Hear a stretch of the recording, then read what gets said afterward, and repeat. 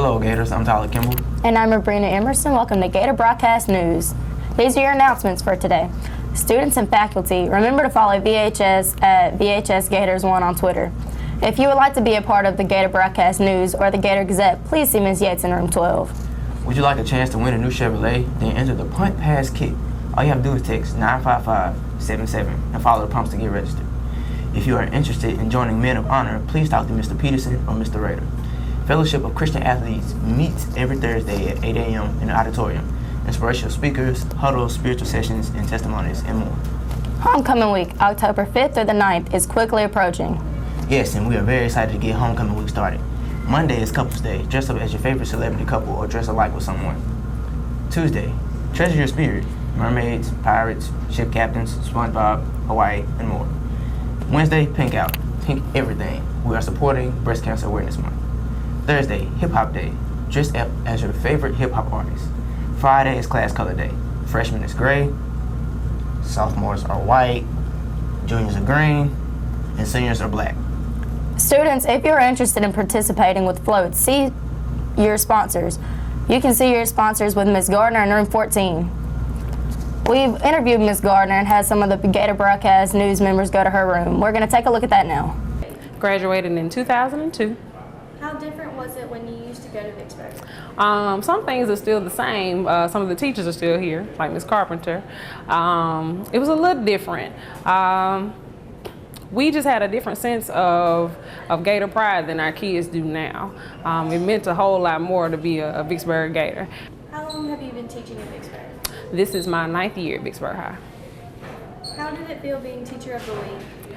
It was a great accomplishment, to be honest, because I was having a rough week. It was just hard. The beginning of the school year is always crazy, and just getting back into the swing of things is difficult. So just to have that type of honor so soon, that was awesome. We're going to take a special look at some students preparing for state testing in the library. They are on USA Test Prep. They're remediating for the state test next week. What I did was I looked at the questions that they missed on the test last time. Our lowest area was heredity on the biology. So we're going into USA Test Prep, into heredity, and reviewing those, reviewing glossary, reviewing all of those things that they've forgotten from the subject. There's 4 state tests that you have to pass to graduate high school, and that's English 2, Algebra 1, Biology, and U.S. History. And the 2 that we have the most to retest on are biology and U.S. history. So that's what we're preparing for. Now sending it to Maisha for AmeriCorps and Poetry Out Loud. Well, I don't believe in talent as such. I think, you're not born able to play the piano. You're not born able to throw a football. You learn these things. And it's about how well you use the tools that you've been given. So if you're a good speaker, if you like to talk to people, if you're a communicator, any way that you use your voice is going to be a good thing for you. And I think the thing about poetry is that it teaches you that people have had the same thoughts you've had, people have had the same feelings you've had, and they've written about them. They've written about them in artistic ways. They've used language creatively to get the point across. And it can help you by example. You see a way somebody turned a phrase, the way they put words together, the same way you pick up a turn of phrase from a song. You like the way it sounds, you start using it. So. Is there a limit on what a student can write about while being in Poetry Out Loud? Well, Poetry Out Loud isn't about writing. You were given a book of poems. It's called The Anthology. It's got 600 titles in it from across time. There's a poem in there written by Queen Elizabeth I, Shakespeare's Queen Elizabeth. And there are poems written last year. There are poems written by African Americans. There are poems written by Caucasians. There are poems written by Asians. Poems written by Latinas, by Latinos. There are poems from every place on the planet and every kind of face you see in this country.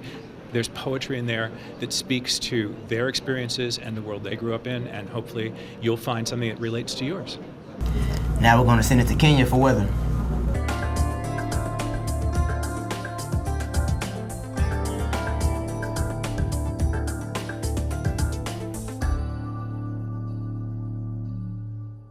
Good morning, VHS. I'm your weatherman, Kenya Cox, and I will be covering the weather in the swamp. Thursday, we will have a high of 91 and a low of 66. Friday, we will have a high of 90 and a low of 64. and it'll be partially cloudy. Saturday, we will have a high of 88 and a low of 65, and it'll be partially cloudy also. Sunday, we will have a high of 86 and a low of 66, and it will be also partially cloudy with a 7% chance of rain. And that's your weather forecast for this week, and I'm Kenya Cox. Now we're going to take a look at sports with Johnny and Derek.